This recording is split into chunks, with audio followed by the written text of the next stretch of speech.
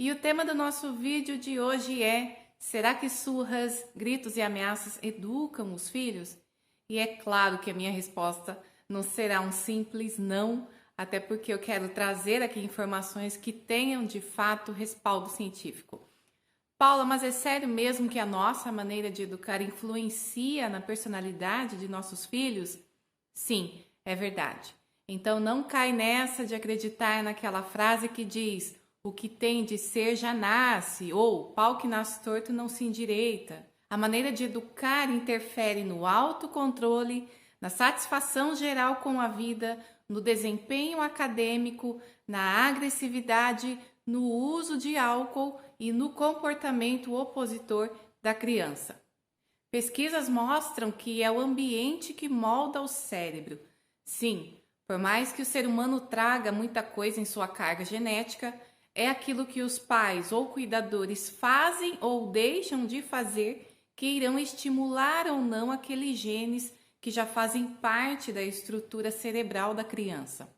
Dessa forma, as ações da criança, boas ou más, são respostas do organismo dela mediante aquilo que ela entendeu a respeito do ambiente familiar. E eu sempre gosto de deixar bem claro que não sou eu, Paula Bloom, psicanalista que atua na área da parentalidade, que inventei essas informações de que surras e violência não funcionam. Não, não é coisa da minha cabeça. Tudo o que eu e meus colegas falamos a respeito de educação de filhos tem respaldo na literatura de pesquisa e na neurociência também. Esses dias uma aluna me disse: Paula, depois que eu mudei a minha forma de educar, minha filha de 4 anos é outra criança, inclusive ela até já participa das tarefas da casa, confirmando então que é a educação consciente que de fato funciona. Antes de falar o que as surras causam no cérebro, eu preciso dizer que nós, da parentalidade, somos extremamente a favor de limites claros e respeitosos. Não somos a favor da permissividade, pelo contrário, a permissividade é prejudicial tanto quanto a educação violenta. Então não significa que defendemos a libertinagem. A educação consciente é fundamentada na ordem, no respeito, na integridade e na formação de vínculos afetivos, já que é o amor que molda o cérebro da criança para melhor. E tem mais, não basta amar os filhos, nós precisamos aprender a criar conexões com eles, já que são coisas totalmente diferentes. Paula, mas eu já tentei de tudo e realmente meu filho só me obedece no momento em que eu dou uns tapas. E eu te respondo: cessar um determinado comportamento não significa que ocorreu um aprendizado de fato. Dar surras é menos efetivo na mudança de comportamentos a longo prazo, que é o que de fato nos interessa. E como se não bastasse, as surras trazem resultados negativos em várias áreas da vida dessa criança. Gritar, ameaçar e humilhar também causam o mesmo efeito. E por que não usar a violência? Porque usar a violência é contraproducente. Repita comigo: contraproducente. Se escreve tudo junto. Chamamos de contraproducente tudo aquilo que produz um resultado totalmente diferente daquele que esperamos, ou seja, os dois grandes objetivos da disciplina são modificar o comportamento e construir o cérebro. Só que, quando recorremos à violência no intuito de corrigir, o cérebro dessa criança recebe uma grande quantidade de cortisol, o que faz com que conexões ou células cerebrais importantíssimas morram. Em outras palavras, ao invés desse cérebro progredir, ele vai regredir, tendo aí um grande prejuízo no desenvolvimento dessa criança. Logo, se você bate no intuito de disciplinar, saiba que os resultados serão bem diferentes daqueles que você está esperando. Sendo assim, a mudança de comportamento não vai acontecer. Para que a criança decida substituir o mal pelo bom comportamento, através de um senso de moral que nada mais é do que a capacidade de decidir fazer o que é certo por si mesma, a criança precisa de conexões cerebrais ativas, mas ao apanhar, essas conexões cerebrais infelizmente irão morrer. Outro grande problema com o ato de bater é o que acontece em termos psicológico e neurológico nessa criança. Não sei se você sabe, mas o cérebro interpreta a dor como ameaça. E quando algum pai ou mãe causa dor na criança, acontece aquilo que os especialistas chamam de paradoxo biológico, que não pode ser solucionado. O que é um paradoxo? Paradoxo é uma ideia contrária à ideia comum. Por exemplo, o gelo queimou minha pele. Uai, como assim? O gelo não é fogo para queimar, mas é uma expressão utilizada e o significado dessa frase é um paradoxo.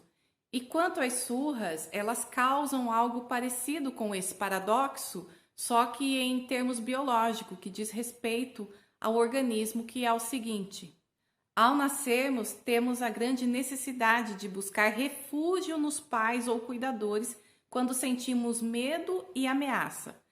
Só que quando esses pais ou cuidadores são a fonte do medo e do terror, o cérebro dessa criança fica muito confuso.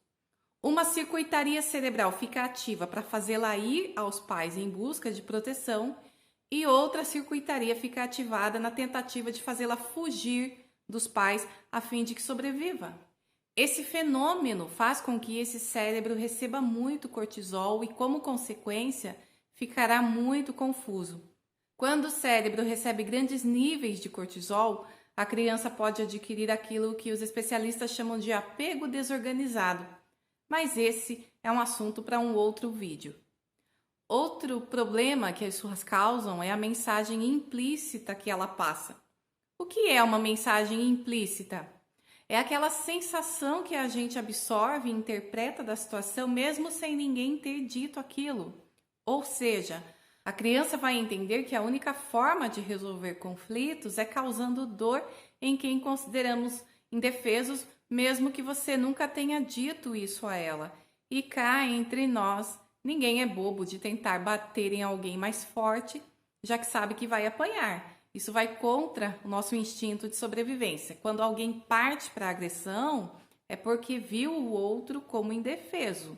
E isso é um grande problema.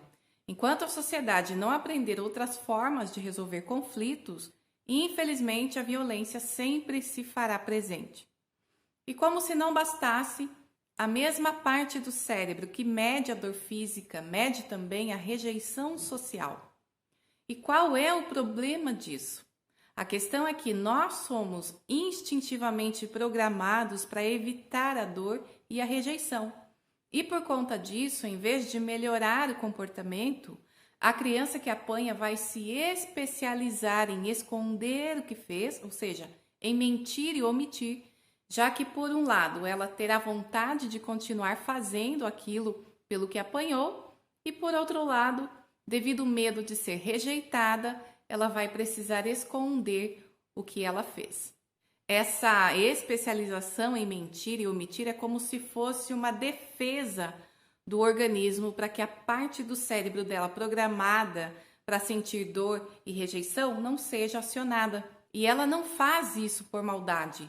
Saiba que todos nós temos a capacidade de criar defesas psicológicas para sobreviver mediante as crenças que absorvemos relacionadas ao nosso convívio familiar. É igual o espinho do porco-espinho, que, ao mesmo tempo que protege, ele também fere. Só que ao mesmo tempo em que essa defesa toda parece do bem, ela também é do mal, por assim dizer. Porque em vez dessa criança aprender a ser capaz de se comunicar de forma colaborativa, ela ficará apenas na defensiva, acumulando cortisol e tendo que se virar nos 30, como dizem por aí, a fim de se proteger.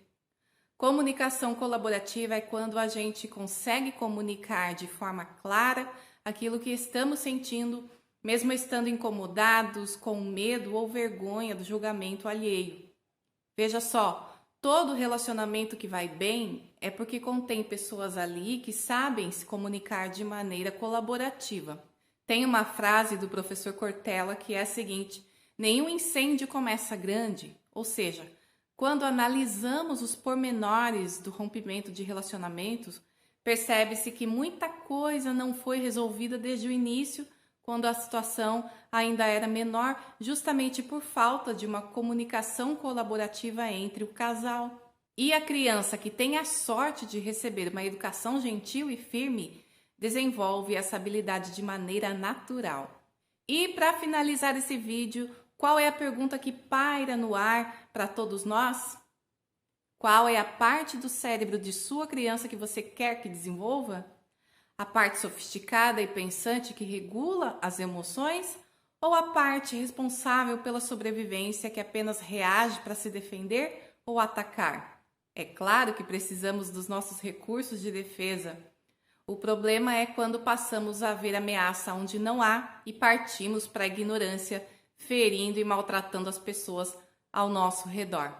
Paula, mas eu apanhei e não morri, pelo contrário, até me tornei uma pessoa boa. Aí eu te digo, você é uma pessoa do bem atualmente porque alguém do seu entorno em algum momento influenciou você de forma positiva, te deu atenção e foi gentil contigo. Não foram as surras que te fizeram ser uma pessoa do bem. Pense nisso. Até o nosso próximo vídeo.